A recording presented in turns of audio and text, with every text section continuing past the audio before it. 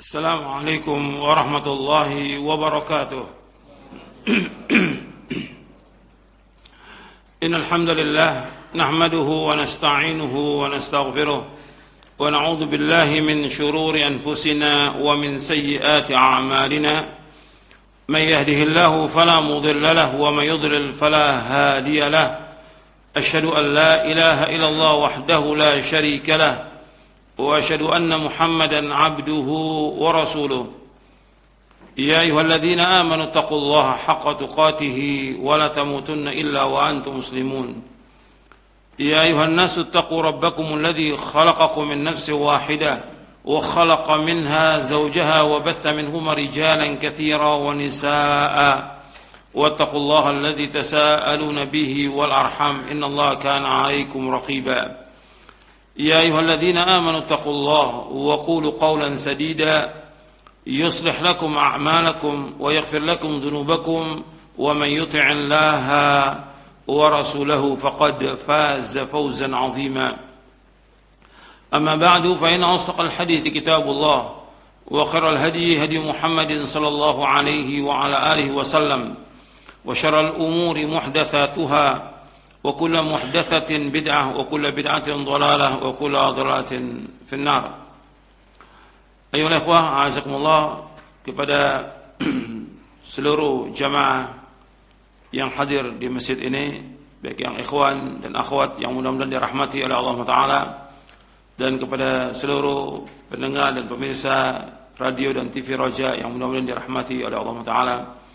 Alhamdulillah, kita bersyukur kepada Allah Ta'ala atas segala nikmat yang Allah karuniakan kepada kita, dan kita bersyukur kepada Allah Subhanahu wa ta'ala diberikan hidayah di atas Islam dan sunnah, diberikan waktu yang luang untuk menuntut ilmu syar'i, dan gunakan kesempatan ini sebaik-baiknya untuk mendapatkan ilmu yang bermanfaat.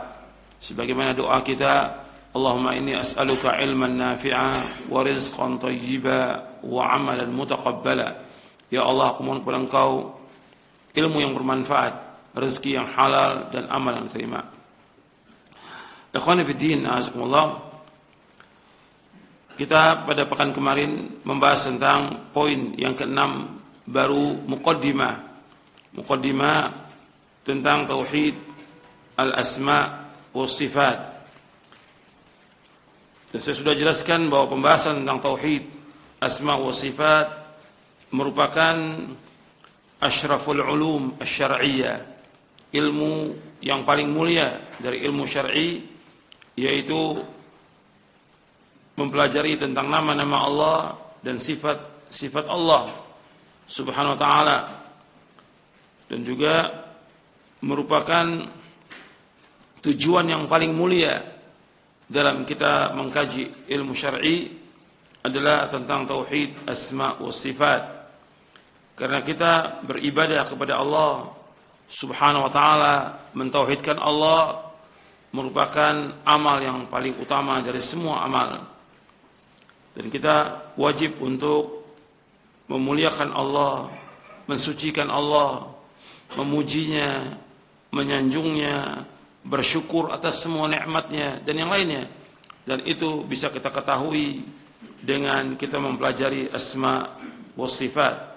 Maka dikatakan oleh para ulama bahwa kita mempelajari tentang tauhid asma wa sifat merupakan pengetahuan yang paling mulia, dan kita sampai kepada pembahasan dan memahami tentang makna-makna ini merupakan pengetahuan yang paling mulia dan tujuan yang paling mulia. Dan dengan kita mengkaji ini akan bertambah pengagungan kita kepada Allah Ta'ala, tawakal kita kepada Allah Ta'ala, kecintaan kita kepada Allah Ta'ala. Kita mengharap hanya kepada Allah, kita tawakal hanya kepada Allah, kita takut hanya kepada Allah, dan yang lainnya. Dan ini yang dituju dari Allah menciptakan makhluk ini, wa ma khalaqtul jinna wal insa illa liya'budun. Tidak aku ciptakan jin dan manusia melainkan untuk beribadah kepadaku, beribadah hanya kepada Allah. Dan kita wajib untuk mentauhidkan Allah, baik dengan rububiyahnya, uluhiyahnya, maupun asma wa sifat. Dan kita wajib untuk takut kepada Allah, karena pokoknya ilmu Bagaimana dikatakan oleh Imam Ahmad bin Hanbal rahimahullah, aslul ilmi khasyatullah. Pokoknya ilmu takut kepada Allah. Dengan kita belajar, dengan kita mengkaji, akan tambah takut kita kepada Allah Taala. Dan memang seorang mukmin dan seorang mukminah ketika dia belajar, ketika dia mengkaji, harus bertambah rasa takut dia kepada Allah Subhanahu wa taala. Karena rasa takut ini akan membawa dia untuk melaksanakan amal-amal taat, dan juga rasa takut ini akan mencegah dia dari berbuat dosa dan maksiat kepada Allah. Dan takut ini akan membawa dia untuk terus memohon ampun kepada Allah atas semua dosa dan maksiat yang dia lakukan. Makanya para anbiya wa rusul alaihi wassalatu wassalam mengingatkan umatnya untuk takut kepada Allah dan takut kepada azab Allah. Jadi para nabi dan para rasul setelah mengingatkan untuk mentauhidkan Allah, mereka mengatakan, inni akhafu alaikum azab yaumin azim. Sesungguhnya aku takut kepada kalian azab di hari yang besar. Azab di hari kiamat, agar manusia ini takut kepada Allah dan takut kepada azabnya, takut kepada siksanya. Ikhwani fiddin, azakumullah. Pembahasan tentang tauhid asma wa sifat ini merupakan pokok dari segala kebaikan dan akan membawa segala keutamaan dengan kita mengkajinya. Tentang manfaatnya sudah saya jelaskan pada pekan yang lalu. Sekarang kita masuk poin yang ke-6 dari Syarah Aqidah Ahlussunnah wal Jamaah, halaman 162.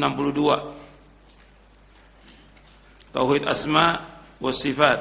Ahlussunnah menetapkan apa-apa yang Allah dan Rasulnya tetapkan atas dirinya, baik itu dengan nama-nama maupun sifat-sifat Allah Subhanahu wa taala, dan mensucikannya dari segala aib dan kekurangan. Sebagaimana hal tersebut telah disucikan oleh Allah Subhanahu wa taala dan Rasulnya sallallahu alaihi wasallam, kita wajib menetapkan nama-nama dan sifat-sifat Allah sebagaimana yang terdapat dalam Al-Quran dan As-Sunnah, dan tidak boleh kita mentakwil. Al-Walid bin Muslim pernah bertanya kepada Imam Malik bin Anas, Al-Auza'i, Al-Layth bin Sa'ad, dan Sufyan Ats-Tsauri rahimahumullah tentang berita yang datang mengenai sifat-sifat Allah. Mereka semua menjawab, amirruha kama ja'at bila kaif. Perlakukanlah sifat-sifat Allah secara apa adanya, dan janganlah engkau persoalkan, jangan engkau tanyakan tentang bagaimana sifat itu. Artinya amirruha kama ja'at bila kaif, artinya perlakukan sifat itu sebagaimana adanya, jangan tanya tentang bagaimana. Seperti penjelasan tentang Allah istiwa di atas arsy. Istiwa Allah di atas arsy, kita wajib menetapkannya, tapi kita nggak tahu tentang bagaimana. Nggak boleh kita mentakwil, merubah lafadznya dengan artian istawa artinya istaula, berkuasa, nggak boleh. Atau mengatakan Allah itu istiwa, kata mereka itu penetapan demikian, pada hakikatnya Allah tidak membutuhkan tempat. Maknanya wallahu a'lam, nggak boleh. Kita wajib menetapkan, karena Allah menetapkan Ar-Rahmanu 'alal 'arsyis tawa.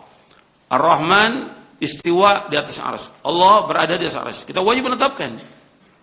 Tapi jangan menanyakan tentang bagaimananya. Prinsip kita dalam kita memahami tentang nama dan sifat, bahwa Allah tidak sama dengan makhluknya. Laisa kamitslihi syai'un wa huwas samiul basir.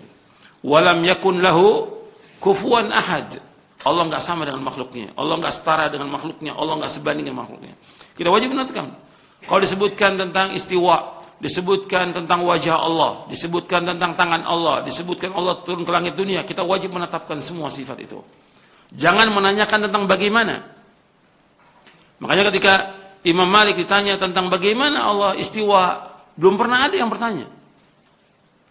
Pembahasan tentang tauhid asma wa sifat ini pembahasan yang mudah. Hatta orang Badui mengetahui tentang ini. Tidak pernah menanyakan.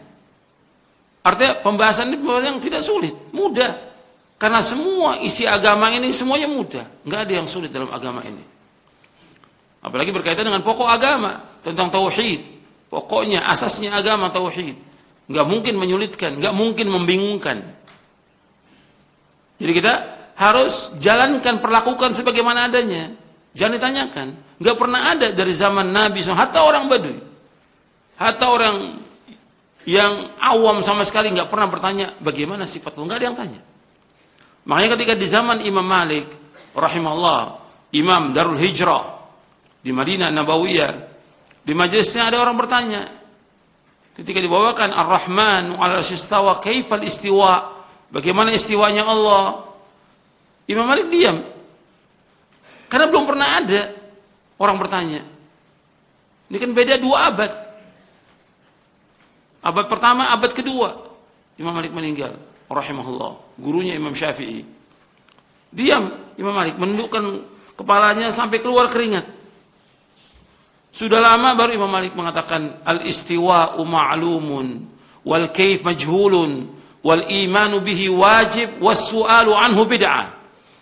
Kata Imam Malik bahwa istiwa sudah diketahui oleh orang. Mana istiwa? Allah istiwa rasam. Wal kaif, tentang bagaimana sifat Allah, bagaimana Allah istiwa, enggak ada yang tahu. Karena Allah tidak menjelaskan dan Rasulullah SAW tidak menjelaskan. Kita wajib. Wal imanu bihi wajib, mengimani wajib.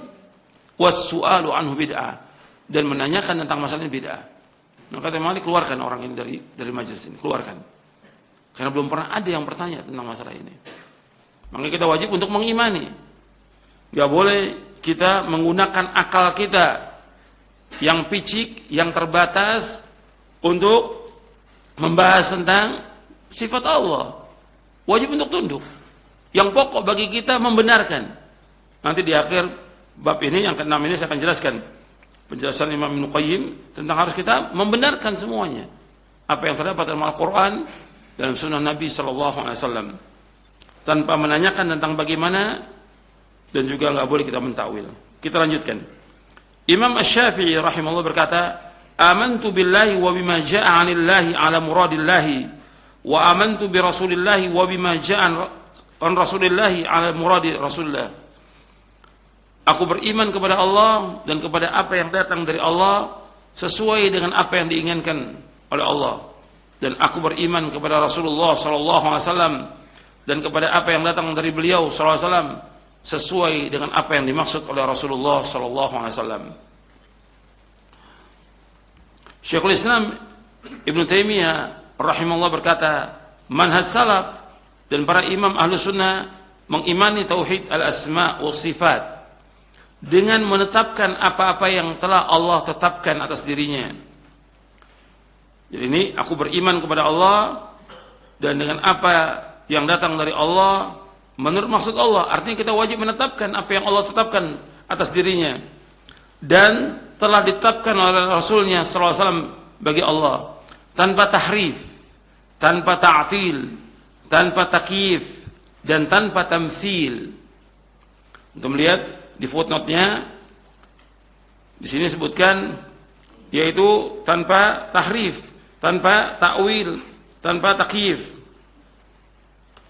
Artinya tahrif, saya jelaskan di situ, tahrif atau ta'wil, tahrif atau ta'wil yaitu merubah lafaz dan nama, merubah lafaz, nama dan sifat, atau merubah maknanya, atau menyelewengkan dari makna yang sebenarnya.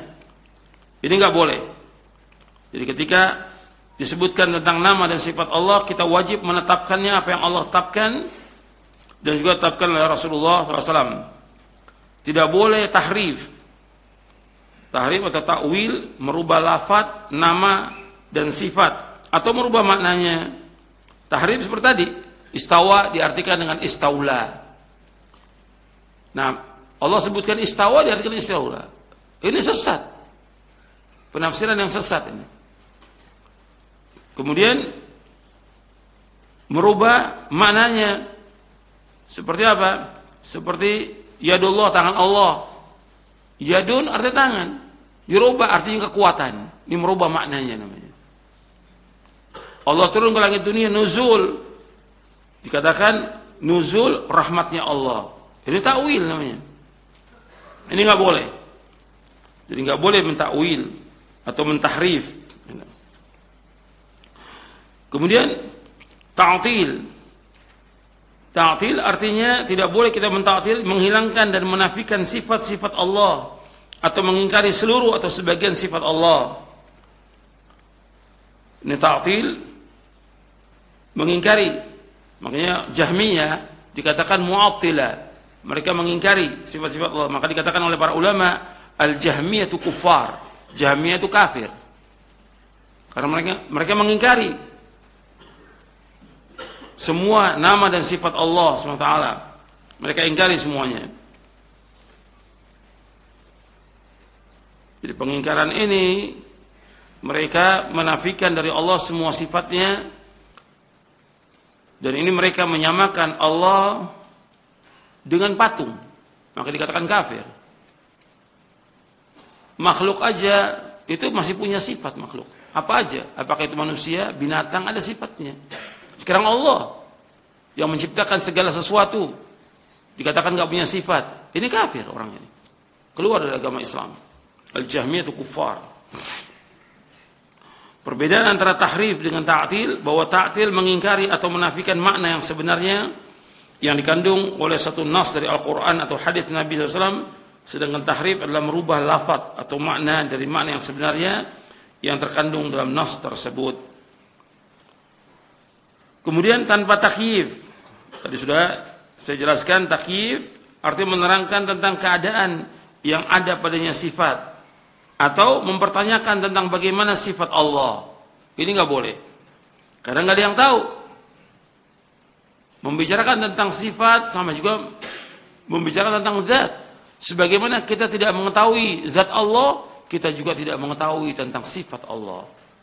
Tentang bagaimananya, tentang bagaimana kita nggak tahu. Tapi menetapkan tentang nama dan sifat, kita tahu nama itu, tahu sifatnya. Tapi bagaimana nggak ada yang tahu. Tidak, dan Nabi tidak menjelaskan SAW. Maka nggak boleh menanyakan tentang bagaimana sifat Allah, atau menentukan bahwa sifat Allah itu hakikatnya begini. Nggak boleh. Kenapa tidak boleh? Karena berbicara tentang sifat sama juga berbicara tentang zat. Sebagaimana Allah Azza wa Jalla mempunyai zat yang kita tidak mengetahui kaifiatnya, begitu juga sifat-sifatnya Allah. Dan hanya Allah Azza wa Jalla yang mengetahui, dan kita wajib mengimani tentang hakikat maknanya dari sifat itu. Maknanya kita tahu, tentang bagaimana tentang sifat itu kita nggak tahu, tapi maknanya kita tahu. Kemudian tanpa tamthil, tamthil sama dengan tashbih, yaitu mempersamakan atau menyerupakan sifat Allah dengan makhluknya. Ini nggak boleh. Nggak boleh kita menyamakan Allah dengan makhluknya, tidak boleh. Kalau kita menetapkan sifat Allah, bukan berarti kita menyamakan. Kita menetapkan, tapi tetap tidak sama. Allah menyebutkan tentang wajah Allah, kita wajib menetapkan tentang wajah Allah. Disebutkan dalam Al-Quran dan juga dalam hadis Nabi tentang kaki Allah, kita wajib menetapkan. Disebutkan tentang tangan, kita wajib menetapkan tangannya Allah. Wajib menetapkan, tapi kita tidak tahu tentang apa? Bagaimana sifat itu? Tapi tentang hakikat makna sifat itu tahu atau tidak? Tahu kita. Yadun ya tangan, wajah ya wajah. Tapi bagaimana sifat Allah enggak ada yang tahu. Soal artinya kita tahu. Artinya tentang makna itu kita tahu, tapi tentang bagaimana kita enggak tahu. Dan kita enggak boleh menyamakan sifat Allah dengan sifat makhluknya. Jadi bukan berarti kalau kita menetapkan sifat Allah kita menyamakan Allah dengan makhluk, tidak.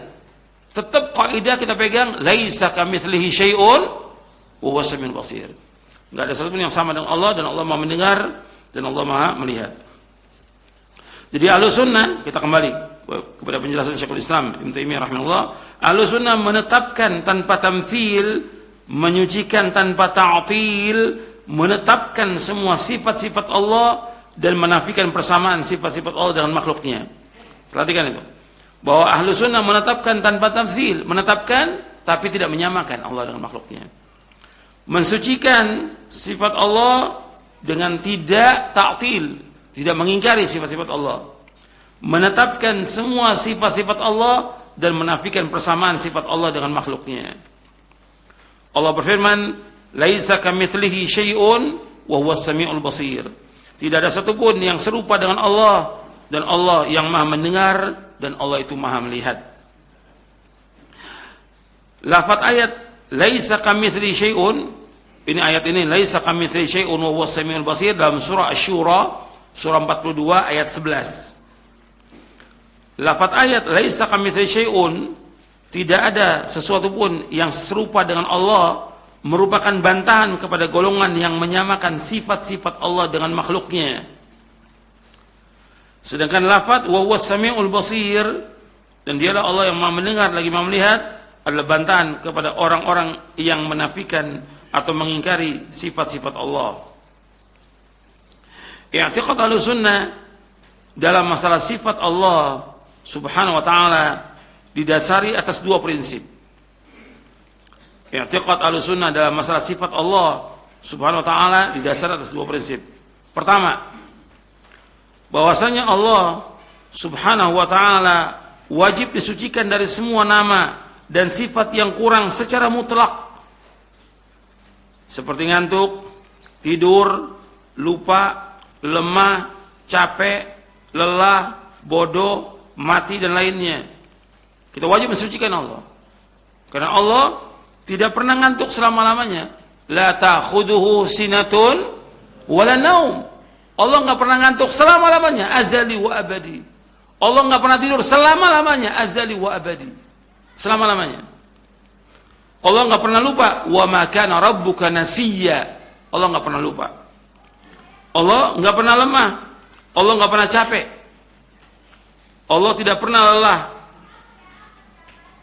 Kita wajib menafikan juga sifat bodoh atau mati. Allah menyebutkan dalam Al-Quran bahwa Allah itu Al-Hayyu Al-Qayyum. Allah itu yang zat yang maha hidup. Makanya kita wajib mensucikan dari semua nama dan sifat kurang.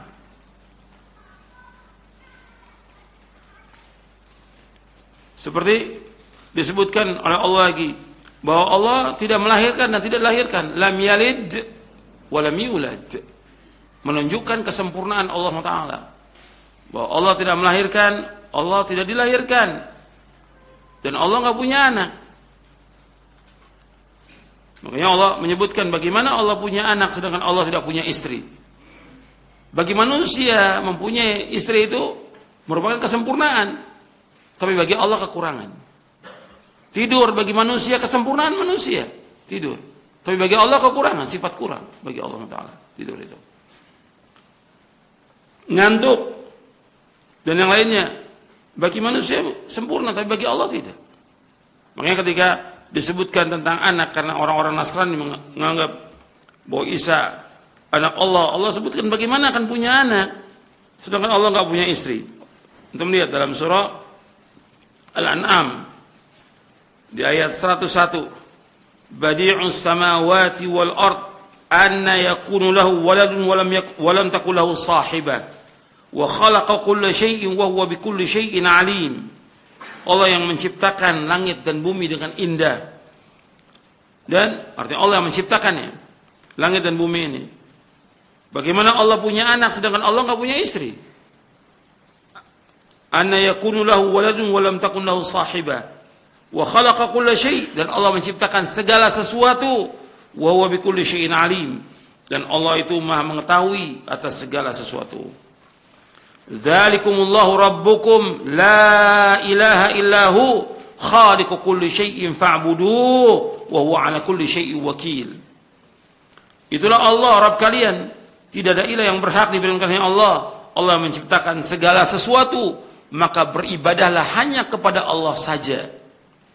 Dan Allah itu yang Maha mengetahui dan Allah yang menjaga segala sesuatu. Jadi kita kembali bahwa i'tiqad Ahlussunnah dalam masalah sifat Allah Subhanahu wa taala didasari atas dua prinsip. Prinsip yang pertama tadi bahwasanya Allah Subhanahu wa taala wajib disucikan dari semua nama dan sifat yang kurang secara mutlak. Seperti ngantuk, tidur, lupa, lemah, capek, lelah, bodoh, mati dan yang lainnya. Kita wajib menafikan dan mensucikan Allah. Yang kedua, Allah mempunyai nama-nama dan sifat yang sempurna, yang tidak ada kekurangan sedikit pun juga.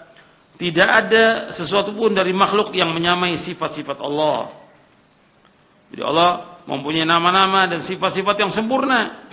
Tidak ada kekurangan sedikit pun. Tidak ada satu pun dari makhluk yang menyamai sifat Allah.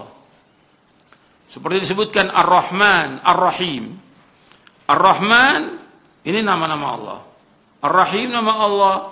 Dari Ar-Rahman, Ar-Rahim ada sifat. Itu sifat apa? Ar-Rahmah. Dan rahmatnya, kasih sayang Allah enggak sama dengan makhluknya. Sempurna rahmatnya Allah Subhanahu wa taala. Begitu juga disebutkan Malik Yaumiddin. Allah raja dari pembalasan. Allah juga Malik. Bukan hanya di akhirat, tapi juga di dunia. Dan kerajaan Allah sempurna. Sempurna. Allah Malik, bisa dibaca Malik Yaumiddin, bisa dikatakan Malik Yaumiddin. Allah Malik. Allah Maha sempurna. Semua sifat Allah itu sempurna. Semua nama Allah sempurna. Manusia punya nama, tapi belum tentu nama itu sesuai dengan sifatnya. Nama manusia, namanya Rahman, belum tentu dia Rahman. Namanya Rahim, belum tentu Rahim. Mungkin dia orang yang kejam, mungkin dia orang yang zalim. Ada orang namanya Abdullah, hamba Allah, tapi dia agamanya Nasrani. Di tanah Arab itu ada orang seperti itu, di Mesir, yang lain-lain. Namanya Abdullah. Tapi dia tidak beribadah kepada Allah SWT. Jadi dia punya nama, tapi nama itu belum tentu sifatnya sesuai. Tapi Allah, namanya dan sifatnya. Nama dan sifat. Bahwa Allah itu hakim, maka punya sifat hikmah, maha bijaksana. Allah alim, Allah punya sifat ilm. Dan ilmunya Allah enggak seperti manusia. Manusia terbatas dan sangat terbatas. Sedangkan ilmunya Allah meliputi segala sesuatu. Wa qad ahata bi kulli syai'in ilma. Ilmunya Allah meliputi segala sesuatu. Enggak ada satupun yang Allah tidak ketahui, enggak ada. Jadi mutlak, kesempurnaan yang mutlak. Jadi Allah mempunyai nama dan sifat yang sempurna, yang tidak ada kekurangan sedikit pun juga. Allah mempunyai nama Karim. Sifat Allah karam, dermawan, sempurna. Kedermawan Allah. Bayangkan Allah memberikan rezeki ini kepada hambanya. Jadi karam atau juga rizq. Allah punya sifat rizq. Dan Allah itu Ar-Razzaq, namanya Allah. Itu enggak pernah kurang Allah memberikan kepada makhluk ini. Dari mulai Allah ciptakan sampai sekarang, sampai hari kiamat, enggak ada satupun yang kurang. Apa yang ada pada Allah, Allah berikan kepada makhluk ini, enggak terhitung. Bukan miliaran lagi, mungkin triliun. Makhluk ini Allah berikan semuanya. Enggak ada satupun yang kurang dari Allah Ta'ala. Sedangkan manusia itu ada yang karim, tapi karamnya terbatas dia. Nah, Allah mutlak. Jadi kita wajib mensucikan Allah dari semua sifat kurang.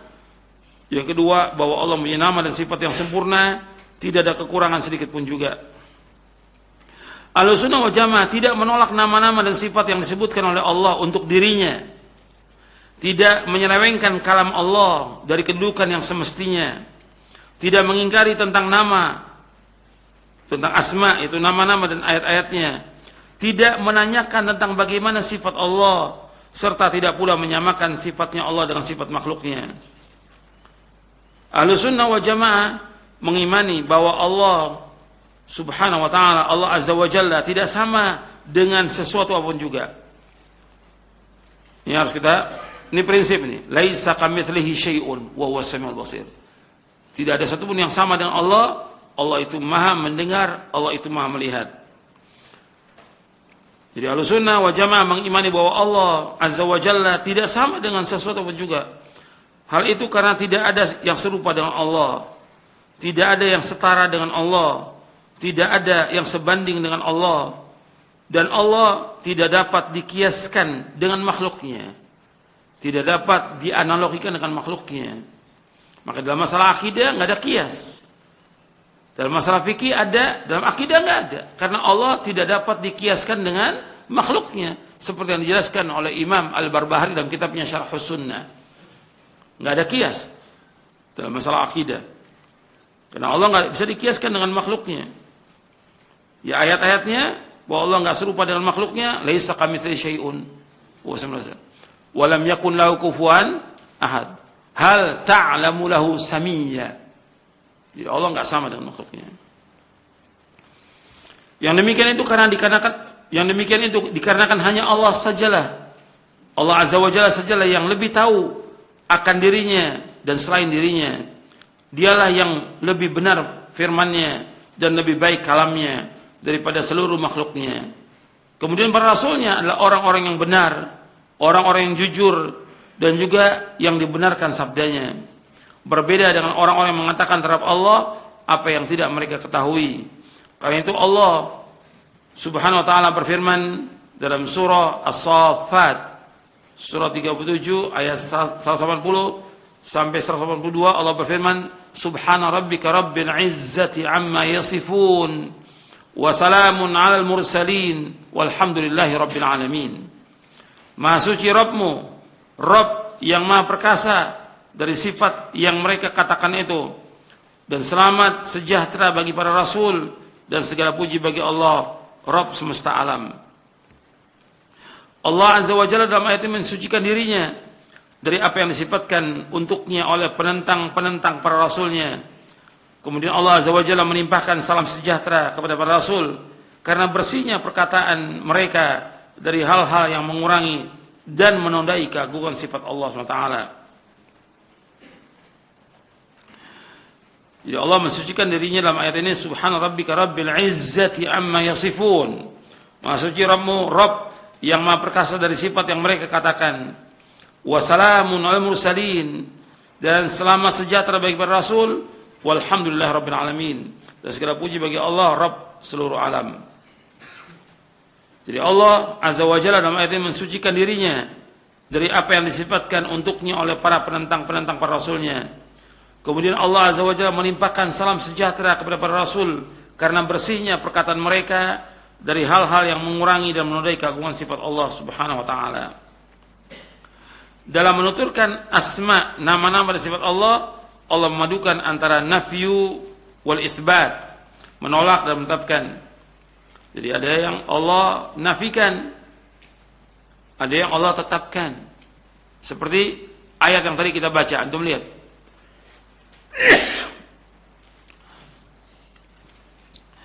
Di ayat ini setelah disebutkan Subhana rabbil izzati amma yasifun, menetapkan maha suci Allah Rabbul Izzah dari apa yang mereka sifatkan, menafikan, menetapkan kesucian Allah dan menafikan dari apa yang mereka sifatkan. Atau di ayat yang tadi antum lihat di halaman 164 di atas surah Asy-Syura itu, laisa kamitslihi syai'un, tidak ada sesuatu yang sama dengan Allah. Ini menafikan atau menetapkan ini? Menafikan. Kemudian Allah setelah itu menetapkan wa huwas samiul alim, wa huwas samiul basir, wa huwas samiul basir. Setelah itu Allah tetapkan wa huwas samiul basir, Allah Maha mendengar, Allah Maha melihat. Dinafikan kemudian ditetapkan. Seperti Allah dalam ayat Kursi menetapkan Allahu la ilaha illallahul qayyum. Kemudian setelah itu menafikan la ta'khudhuhu sinatun wa la naum. Seperti dalam ayat Allah menyebutkan tentang menetapkan sifat Allah dan menafikan. Qul huwallahu ahad, menetapkan. Allahu samad, lam yalid wa lam yulad, menafikan. Wa lam yakun lahu kufuwan ahad, menafikan. Paham enggak sampai sini? Jadi Allah memadukan antara nafyu dan itsbat. Jelas nih ayat-ayatnya. Di Al-Ikhlas saja jelas itu. Menetapkan, kemudian menafikan. Menetapkan qul huwallahu ahad. Allah esa, Allah tunggal. Allahu samad, Allah tempat menuju semua makhluk, bergantung pada makhluk. Ini menetapkan atau menafikan? Menetapkan. Kemudian lam yalid wa lam yulad. Apa? Menafikan. Wa lam yakun lahu kufuwan ahad, menafikan. Jadi Allah selalu memadukan antara nafyu dan itsbat. Allahu la ilaha illa huwal hayyul qayyum. Ini menetapkan atau tidak? Menetapkan. Allah nggak ada ilah yang berhak diberi dengan benar kepada Allah. Al-Hayyu Al-Qayyum, yang maha hidup dan berdiri sendiri. La ta'khuduhu sinatu wala naum. Ini isbat atau nafi ini? Nafi, menafikan. Allah nggak pernah disentuh oleh ngantuk selama-lamanya, dan Allah nggak pernah tidur selama-lamanya. Azali wa abadi. Jadi selalu demikian Allah dalam Al-Quran selalu menafikan, memadukan antara nafi dan itsbat. Maka Ahlussunnah wal Jamaah tidak menyimpang dari ajaran yang dibawa oleh para Rasul alaihi wassalatu wassalam, karena itu adalah jalan yang lurus, as-sirat al-mustaqim. Jalannya orang-orang yang Allah karunia nikmat, itu jalannya para nabi, siddiqin, syuhada, dan as-salihin. Allah berfirman dalam surah An-Nisa ayat 69, "Wa man yuti'illaha war rasula fa ulaika ma'al ladzina an'ama Allahu 'alaihim minan nabiyyin was-siddiqin wasyuhada was-salihin wa hasuna ulaika rafiqa." Barang siapa yang taat kepada Allah dan Rasulnya, maka mereka itu akan bersama dengan orang-orang yang diberikan nikmat oleh Allah, itu para nabi, para pecinta kebenaran. Maksudnya siddiqin, orang-orang yang jujur dan mencintai kebenaran. Siddiqin, orang yang jujur dan mencintai kebenaran. Orang-orang yang mati syahid dan orang-orang saleh, mereka itulah teman yang sebaik-baiknya. Jadi orang yang taat kepada Allah dan Rasulnya, mereka bersama orang-orang yang Allah berikan nikmat atas mereka daripada nabi, siddiqin, syuhada, dan salihin. Artinya, kalau kita ingin mendapatkan hidayah di atas jalan yang lurus, maka kita mengikuti jejaknya para Rasul alaihi wassalatu wassalam, dan jejaknya Nabi Muhammad SAW. Itu apa? Membenarkan semua berita yang ada dalam Allah. Perhatikan, yang saya maksud dari penjelasan ini, bahwa kita wajib membenarkan semua yang diberitakan oleh Allah dalam Al-Quran dan juga oleh Rasulnya. Jangan menolak, jangan mentakwil, jangan mengingkari, jangan menyamakan Allah dengan makhluknya, jangan menanyakan tentang bagaimana sifat Allah. Benarkan semuanya. Kemudian setelah kita benarkan, taat perintah Allah dan Rasulnya. Itu jalan selamat kalau kita ingin dapat hidayah. Nanti saya akan jelaskan penjelasan Al-Imam Ibnu Qayyim. Jadi Ahlussunnah wal Jamaah berpegang dan menempuh jalan orang-orang yang Allah telah berikan nikmat mereka. Dengan berpegang kepada jalan ini, maka sempurnalah nikmat yang mereka dapatkan berupa akidah, adab, dan juga akhlak. Adapun orang-orang yang menempuh selain jalan mereka, maka mereka pasti akan menyimpang dalam masalah akidah, adab, dan akhlak. Jadi kita harus mengikuti jejaknya para nabi dan rasul, jejaknya Nabi Muhammad sallallahu alaihi wasallam, dan juga para sahabatnya radhiyallahu anhum ajma'in. Kalau antum lihat banyaknya perpecahan yang ada di tengah-tengah umat Islam karena mereka menyimpang jalannya para rasul, menyimpang. Mereka menyimpang dari jalan yang telah ditempuh oleh Rasul dan para sahabatnya. Maka mereka sesat. Dan Nabi sudah menyebutkan bahwa umat Islam berpecah menjadi berapa golongan? 73. 72 masuk neraka, 1 yang masuk surga. 1 yang masuk surga Nabi sebutkan, ma'ana alaihil yauma wa ashabi, yaitu orang-orang mengikuti aku dan para sahabatku. Dan kita penting ini, makanya Allah menyebutkan dalam Al-Quran, kita harus menempuh jalan yang satu ini. Jalan yang tempuh oleh Rasulullah dan para sahabatnya. Allah menyebutkan dalam Al-Fatihah, ihdinas siratal mustaqim, siratal ladzina an'amta alaihim ghairil maghdubi alaihim waladdallin. Allah menyebutkan, ya Allah tunjukilah kami ke jalan yang lurus, jalannya orang-orang yang Engkau beri nikmat atas mereka, bukannya jalan orang yang Engkau murkai, dan bukan pula jalan orang yang sesat. Allah menyebutkan di sini ihdinas siratal mustaqim, kita baca minimal 17 kali sehari semalam. Jalan yang lurus, siapa as-sirat al-mustaqim? Dijelaskan oleh Al-Hafidz Ibnu Katsir dalam tafsirnya. Yang dikatakan as-sirat al-mustaqim, yang pertama artinya al-haq, kebenaran. Yang kedua, kata Al-Hafidz Ibnu Katsir rahimahullah, yang dikatakan dengan as-sirat al-mustaqim yaitu Al-Quran. Ya, al-Islam. Yaitu yang kedua al-Islam. Yang ketiga kata beliau Al-Quran. Dan yang keempat Abu Bakar wa Umar. Jadi as-sirat al-mustaqim diartikan yang pertama al-haq, yang kedua al-Islam, yang ketiga Al-Quran, yang keempat yaitu Abu Bakar wa Umar. Kata Al-Hafidz Ibnu Katsir, semuanya benar. Mana ini? Karena orang yang mencari kebenaran adanya dalam Islam. Islam sumbernya apa? Al-Quran dan As-Sunnah. Kalau disebutkan Quran, mesti dengan Sunnah. Karena nggak bisa Al-Quran berdiri sendiri. Al-Quran harus dengan Sunnah. Makanya Nabi bersabda sallallahu alaihi wasallam dalam hadis yang sahih yang diriwayatkan oleh Imam Ahmad, Abu Daud dan yang lainnya dari sahabat Miqdam bin Ma'di Kariba, Nabi bersabda, "Ala inni utitul kitaba wa mithlahu ma'ahu. Ala inni utitul Qur'ana wa mithlahu ma'ahu." Ketahuilah, aku diberikan oleh Allah Al-Quran dan yang sama dengan Al-Quran, yaitu As-Sunnah. Makanya kalau disebutkan tentang Quran itu mesti dengan Sunnah. Nabi menyebutkan taraktu fikum amrayn, aku tinggalkan dua perkara. Lam tadillu ma tamassaktum bihima kitabullah wa sunnati.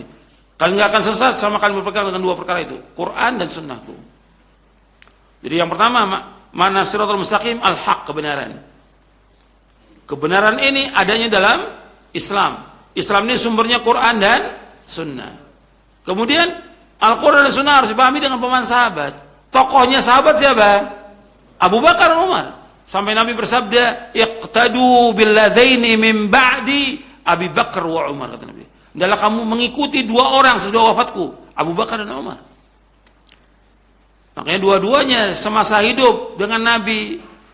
Dua-duanya ini sahabat yang dekat dengan Nabi dan dua-duanya mertua Rasulullah SAW. Abu Bakar mertuanya Rasulullah SAW. Umar juga mertuanya Rasulullah. Kau di zaman Nabi masih hidup selalu bersama ini. Kemana aja sudah. Mukim maupun safar. Di saat perang atau tidak perang bersama Nabi. Makanya ketika hidup bersama, ketika meninggal pun sama. Dikuburkan dua-duanya dekat Nabi SAW. Abu Bakar wa Umar. Ini tokohnya. Yang dimaksud oleh Abu Aliyah, artinya Sirat al-Mustaqim kata Abu Aliyah, arti para sahabat. Jalan yang lurus. Yaitu kita wajib mengikuti jejaknya mereka. Sesuai dengan hadis Nabi. Hadis Irbad bin Sariyah. Apa? "May ya'ish minkum ba'di fasara ikhtilafan katsira fa 'alaikum bi sunnati wa sunnatil khulafa'ir rasyidin al-mahdiyyin. Tamassaku biha wa 'addu 'alaiha bin nawajid." Jadi barang siapa yang hidup sesudah wafat akan melihat perselisihan banyak, perpecahan banyak. Dia akan berpegang pada sunnahku dan sunnah para khalifahku yang terus lurus. Peganglah rata dan gigitlah dengan geram kalian. Makanya setelah ini ayatnya apa? Siratal ladzina an'amta 'alaihim, yaitu jalan orang yang kau berikan nikmat mereka. Siapa? Tadi sudah kita baca ayatnya, surah An-Nisa ayat 69. Siapa yang diberikan nikmat? Wa man yuti'illaha war rasul fa ulaika ma'al ladzina an'ama Allahu 'alaihim minan nabiyyin wasiddiqin wasyuhada wassalihin wa hasuna ulaika rafiqa.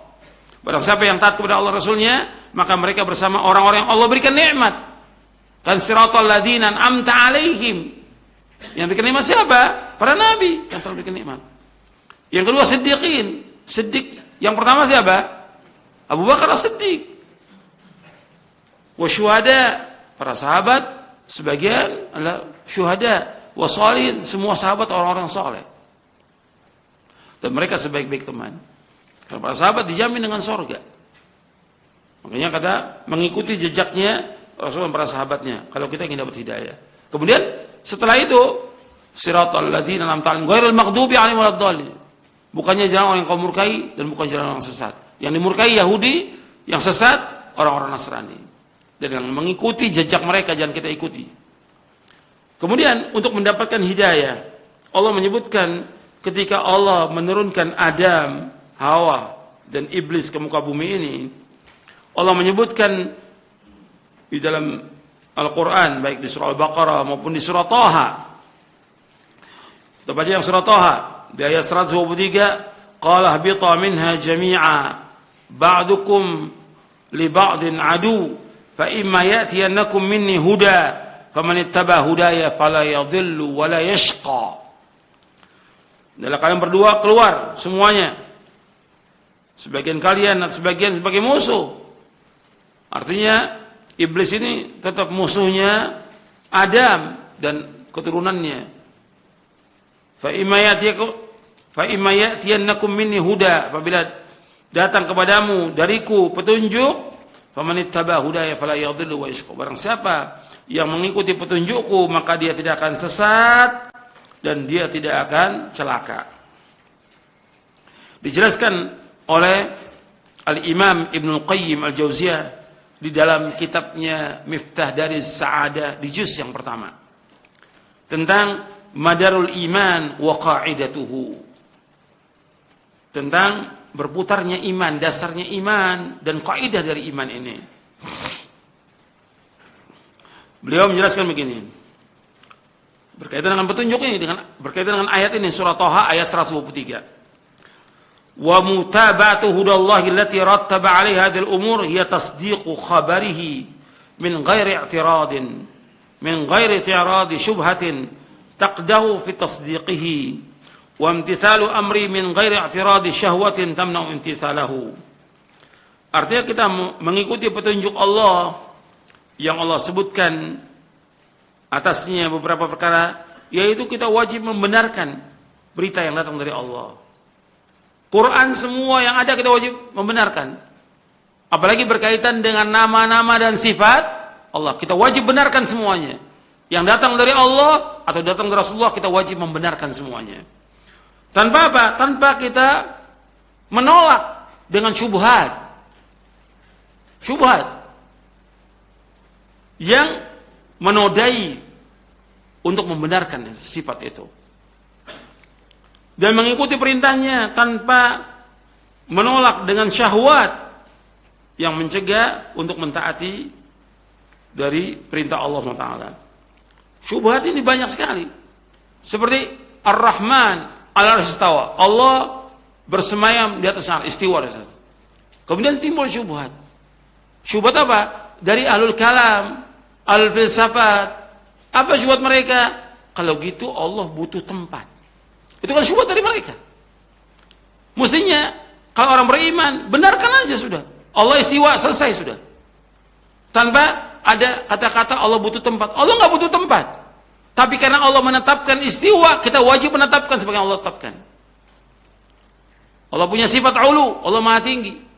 Di atas semua langit, Allah berada di atas arsy. Kita wajib menetapkan. Tanpa dengan akal kita gunakan akal kita yang picik, jangan.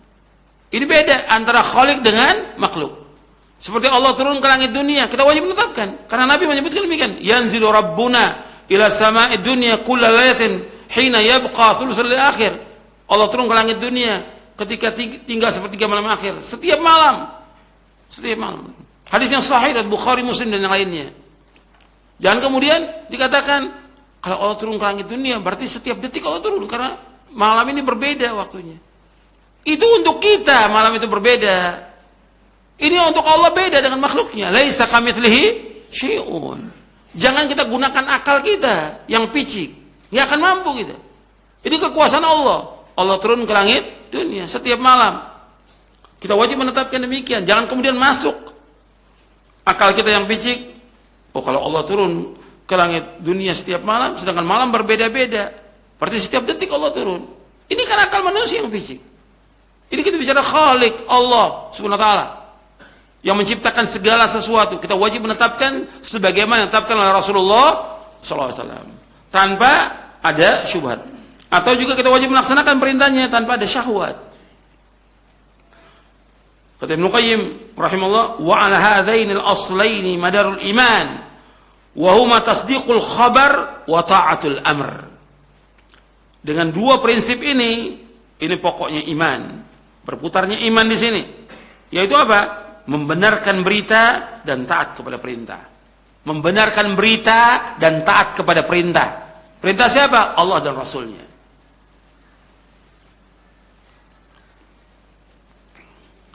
Kemudian kata beliau, wa yatba'uhuma amrani akharani wa huma nafyu syubhatil batilil waridati alaihi al-mani'ati min kamal imtithal wa la yakhmisha biha wajha tasdiqihi wa daf'u syahawatil ghayyil warida alaihi al-mani'ati min kamal imtithal. Dan kemudian diikuti dua perkara yang lainnya. Apa perkara yang berikutnya? Yaitu menafikan syubhat-syubhat kebatilan yang datang atasnya, yang mencegah kita dari kesempurnaan kita untuk tunduk, patuh dan melaksanakan perintah Allah Taala. Dan supaya tidak mengotori, wala yakhmisha, khamasha artinya mencakar, maksudnya mengotori bentuk pembenaran itu, dan juga menolak syahwat yang sesat yang mencegah dari kesempurnaan imtithal. Kata Ibnu Qayyim, fahuna arba'atu umurin. Di sini ada 4 perkara. Ahaduha, yang pertama, untuk mencatat itu, tasdiqul khabar, membenarkan berita. Yang pertama apa? Tasdiqul khabar, membenarkan berita. Kalau kita ingin dapat hidayah, dapat petunjuk, benarkan semua berita. Atsani, yang kedua, badlul ijtihadi fi raddi syubuhati allati tuhiha syayatinul jinni wal insi fi mu'aradatihi. Atsani badlul ijtihad, artinya kita mengerahkan semua kemampuan kita untuk apa? Fi raddi syubuhat, untuk menolak semua syubuhat allati tuhiha syayatinul jinni wal insi, yang diwahyukan oleh setan dari jenis jin dan jenis manusia, fi mu'aradatihi, dalam menolak berita itu. Jadi kita harus betul-betul mengerahkan tenaga dan pikiran kita untuk menolak semua syubhat. Yang apa? Yang digembar-gemborkan, yang dibicarakan oleh siapa? Oleh setan dari jenis jin dan manusia. Yang dibisikkan oleh setan jenis jin manusia untuk menolak berita ini. Ats-tsalitsu, yang ketiga, ta'atul amr. Yang ketiga, ta'atul amr. Mentaati perintah. Kita wajib mentaati perintah Allah SWT.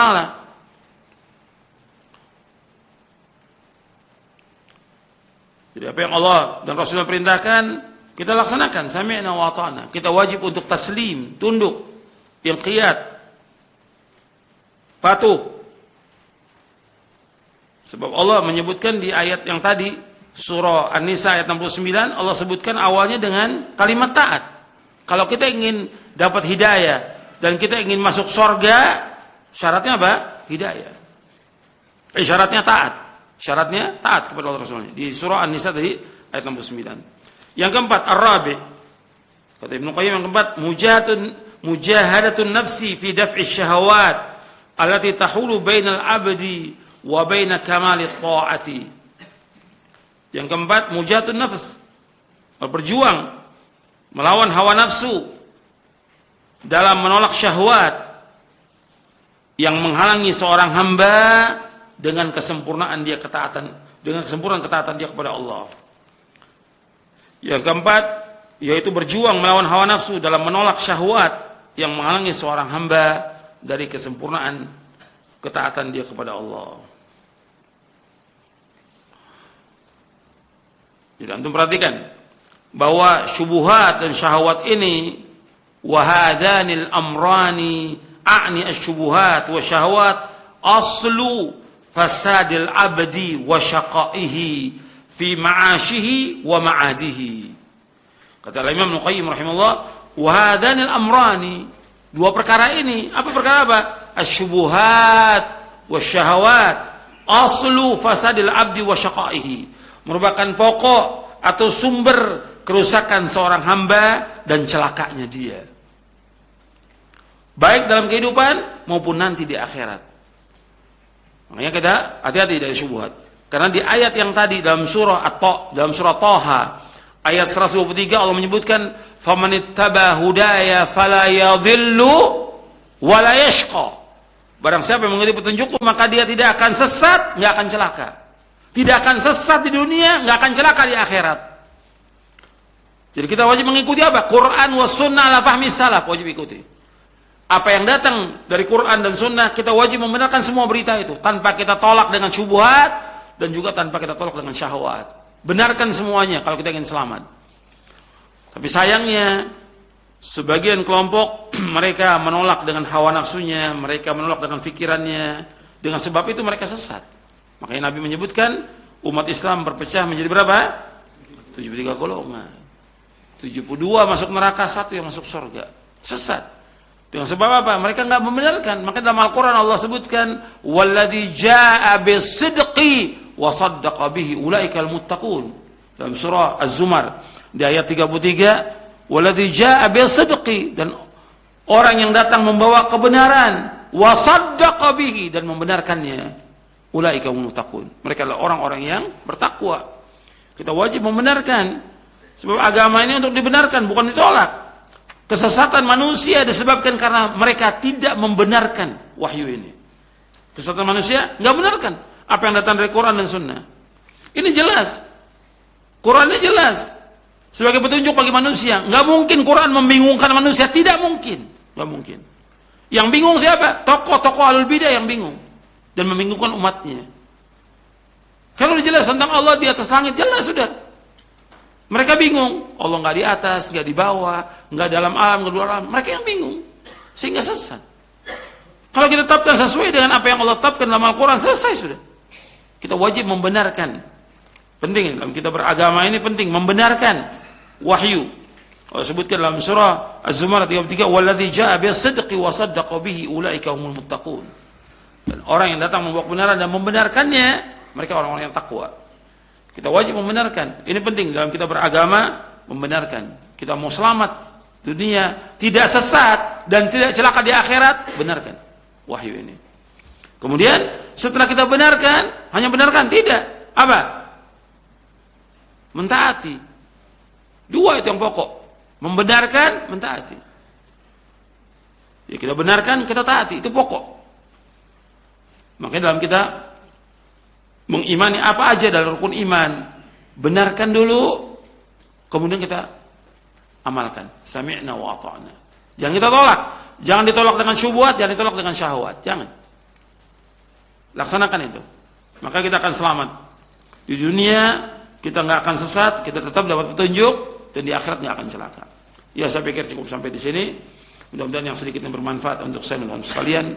Wassallallahu Nabi Muhammadin sallallahu alaihi wa ala alihi wasallam. Ikhwatal Islam, pendengar dan pemirsa Roja, demikian kajian ilmiah yang penuh manfaat telah kita simak bersama sesi materi. Untuk selanjutnya kita lanjutkan untuk sesi tanya jawab. Baik, satu pertanyaan terlebih dahulu kami angkat dari pesan singkat. Ada pendengar kita yang berasal dari Polewali Mandar. Assalamualaikum warahmatullahi wabarakatuh. Ustaz, apa yang harus kita lakukan ketika kita terlanjur memiliki Al-Quran yang terjemahannya ada takwilnya? Apakah kita perlu untuk membaca terjemahannya?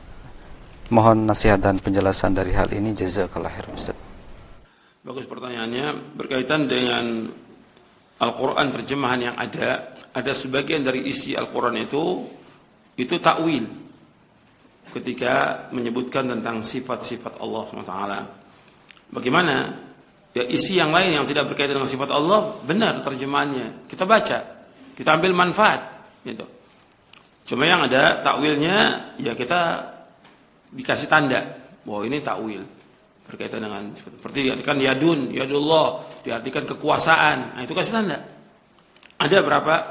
Dan hampir rata-rata seperti itu yang ada terjemahan di Indonesia ini. Makanya kita tanya kepada yang ahli, kepada guru atau ustadz yang paham, ini ustadz terjemahannya benar enggak berkaitan dengan sifat-sifat Allah Ta'ala. Tapi terjemahan yang lain yang kita bisa ambil istifadah, kita ambil istifadah. Karena sebagian besar kaum muslimin kan enggak bisa bahasa Arab. Dia perlu tahu tentang isi Al-Quran itu apa isinya, dia harus tahu. Tapi berkaitan dengan ayat-ayat sifat itu kita tanyakan kepada yang ahli, kita kasih tanda bahwa itu nggak benar. Ya, bisa kita ajukan nanti ke Departemen Agama untuk meluruskan pemahaman ini. Wallahu a'lam. Baik, terima kasih jazakallahu khairan jawaban dan nasihat Al Ustaz. Berikutnya kami angkat pertanyaan dari penelpon. Iya. Waalaikumsalam warahmatullahi. Silakan, dengan siapa, dari mana Bapak? Dengan Abu Azam dari Jambi. Pak Abu Azam. Silakan pertanyaannya Pak Abu Azam. Tentang Ustaz, masalah kebersamaan Allah dengan makhluk. Itu dimaknai dengan Allah bersama dengan ilmunya. Bagaimana dengan masalah turun Allah di langit bumi? Mohon penjelasannya itu. Iya. Itu saja Pak Abu Azam. Waalaikumsalam warahmatullahi wabarakatuh. Silakan Ustaz. Berkaitan dengan ma'iyah, arti kebersamaan Allah SWT, itu ada nanti di poin ke-15 tentang ma'iyah. Nanti lihat bukunya di poin yang ke-15 tentang ma'iyatullah, kebersamaan Allah SWT, di poin yang ke-15. Jadi ma'iyah, ada yang ma'iyah khusus, ada yang ma'iyah umum. Pada katanya Allah itu bersama kita. Wa huwa ma'akum aina ma kuntum. Allah bersama kamu di mana saja kamu berada. Wallahu bima ta'malun basir. Dan Allah Maha melihat apa yang kamu kerjakan. Untuk melihat di halaman 209 disebutkan tentang ma'iyah itu, pengertian wa huwa ma'akum, Allah bersama kamu, bukanlah berarti Allah bersatu, bercampur atau bergabung dengan makhluknya. Karena hal ini tidak dibenarkan secara bahasa serta menyalahi ijma' salafus saleh. Dan hal ini bertentangan dengan fitrah manusia. Bahkan bulan sebagai satu tanda dari tanda-tanda kebesaran ketinggian Allah, yang termasuk di antara makhluknya yang terkecil yang terletak di langit, bulan dikatakan bersama musafir, di mana saja musafir itu berada, meskipun ia tetap berada di atas langit bulan itu. Ketika bulan purnama, kita di Bogor, kita di perjalanan, kita di Surabaya, tetap aja bulan bersama kita. Tapi tetap bulan bersama kita tetap di langit. Itu makhluk. Kalau bicara soal Allah, Allah bersama kita, bukan berarti Allah bersatu dengan makhluknya. Tetap Allah berada di atas arsy dan Allah mengetahui tentang apa yang kita lakukan. Maka dikatakan oleh para ulama salaf, maksudnya di sini berkaitan dengan ilmunya Allah bersama kita. Adapun pertanyaan tadi berkaitan dengan nuzulnya Allah ke langit dunia, Nas menyebutkan demikian, dalil dari hadis Nabi yang sahih riwayat Bukhari dan Muslim dan yang lainnya, yanzilu rabbuna ila as-sama'i dunya kull lailatin hina yabqa thuluthul lail akhir. Bahwa Allah Subhanahu wa taala turun ke langit dunia setiap malam ketika tinggal sepertiga malam yang akhir. Kita wajib menetapkan turunnya Allah ke langit dunia. Turunnya Allah ke langit dunia enggak sama dengan makhluknya. Makanya para ulama salaf menyebutkan Allah turun ke langit dunia, tapi Allah juga tetap berada di atas arsy. Kita wajib menetapkan demikian. Karena apa? Karena Allah nggak sama dengan makhluknya. Kalau makhluk ketika dia umpamanya di atas meja ini, dia turun, ya berarti kosong meja ini. Itu makhluk. Kita bicara tentang siapa sini? Khaliq. Laisa kamitslihi syai'un, nggak sama. Jadi meskipun Allah turun ke langit dunia, tetap Allah berada di atas arsy. Itu penjelasan para ulama salaf tentang masalah ini. Mudah-mudahan bermanfaat. Wassalamualaikum Muhammadin SAW. Subhanakallahumma bihamdik, asyhadu an la ilaha illa anta astaghfiruka wa atubu ilaik. Assalamualaikum warahmatullahi wabarakatuh.